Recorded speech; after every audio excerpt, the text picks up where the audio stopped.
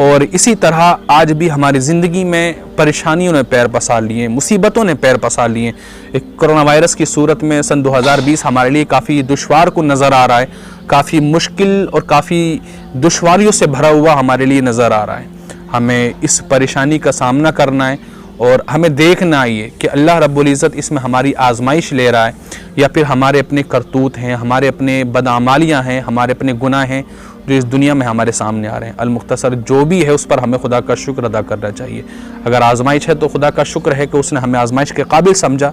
और अगर आजमाइश नहीं है, हमारी बदआमालियाँ हैं, तो उस पर भी खुदा का शुक्र ही अदा करना चाहिए, क्योंकि अल्लाह रब्बुल इज़्ज़त ने हमें आखिरत की परेशानियों से, आखिरत के अजाब से बचा करके हमें दुनियावी परेशानी में गिरफ़्तार किया जो एक न एक दिन इंशाअल्लाह ख़त्म हो जाने वाली है। और अगर इस परेशानी में हम फौत भी हो जाते हैं, हमारा इंतकाल भी हो जाता है, तो अल्लाह का शुक्र कि वो हमें शहादत का मर्तबा नसीब फरमाता है। लेकिन इस परेशानी की घड़ी में, इस मुसीबत की घड़ी में हमें अपने अज़ीज़ रिश्तेदार, क़राबतदार को नहीं भूलना चाहिए जो कमज़ोर हैं माली एतबार से। जो माली एतबार से कमज़ोर हैं, हमें उनका ख्याल रखना, क्योंकि एक शख्स साहिब इस्तिताअत होने के बावजूद, साहिब हैसियत होने के बावजूद अगर वो अपने पड़ोसी की, अपने रिश्तेदार की, अपने क़राबतदार की, जो उसको कमज़ोर नज़र आता है माली एतबार से, अगर उसकी मदद नहीं करता है, तो वो शख्स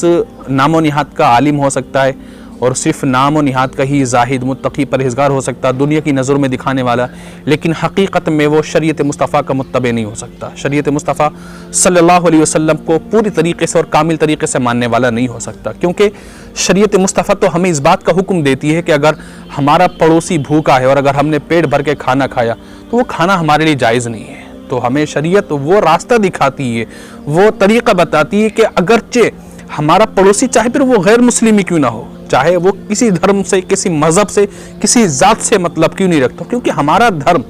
हमारी शरीयत मजबूरी के वक्त पर धर्म, ज़ात पात नहीं सिखाती है। हमारी शरीयत तो हमें दर्स देती है कि सिर्फ मजबूर शख्स होना चाहिए। अगर आप साहिब हैसियत हैं, आप साहिब इस्तिताअत हैं, तो फिर आप उसकी मजबूरी को, उसकी परेशानी को दूर करें, उसकी उस तकलीफ़ में, उसकी उस परेशानी में काम आए। अगर वो कपड़े के एतबार से परेशान है तो उसको कपड़ा मुहैया करें, अगर खाने के एतबार से परेशान है तो खाना मुहैया कराएं। और अगर आप खाना मुहैया नहीं, आप साहिब इस्तिताअत हैं और अगर आपने खाना, कपड़ा वगैरह उसको मुहैया नहीं कराया और वो परेशान है, भूखा है उसके बच्चे, और आपने अपनी खुशी की नींद सोए, पूरी नींद सोए, भरपेट खाना खाया, तो शरीयत हमारी इजाज़त देती है और हुक्म इरशाद फरमाया अल्लाह के रसूल सल्लल्लाहु ताला अलैहि वसल्लम ने कि वो खाना आपके लिए जायज़ ही नहीं है। तो हमें इन परेशान कुन हालात में अपने तमाम अजीज़ और रिश्तेदारों का देखता रहना है, अपने पड़ोसियों का ख्याल रखना है और साहिब हैसियत होने की अल्लाह रब्बुल इज़्ज़त का शुक्र है कि उसने हमें इस लायक बनाया कि हम दूसरों की मदद करें। हमें इस बात का ख्याल रखना है और मेरी आपसे गुजारिश है कि आप घर से